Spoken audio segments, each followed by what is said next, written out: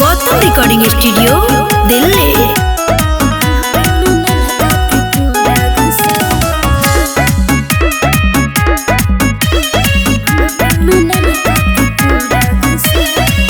कहल बहनी ए हमदानी करिल सहबर रोक जवानी थकल बहनी ए हमदानी करिल सहबर रोक जवानी अजनी कहरा खराब नींद हमें उठा के ऐसा सूती न जान हो जान चढ़ा के अरे नन्हके में नन्हका के पूरा घुसा के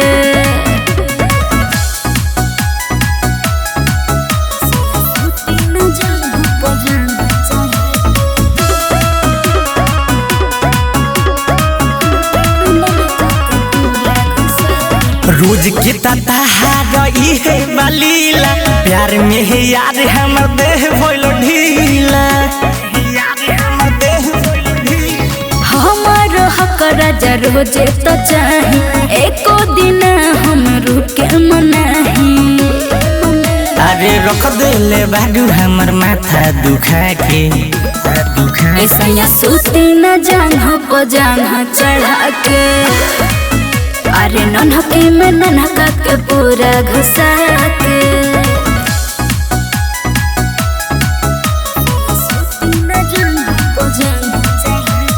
गौतम रिकॉर्डिंग स्टूडियो दिल्ली।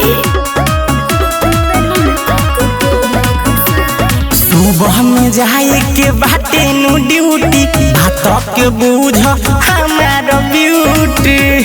बुझ न रे भले तो हो जाई राजा जी छुट्टी झाकल जवानी के लहर लूटी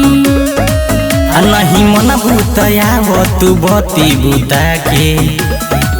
ऐसा सूती न जान हो जान चढ़ा के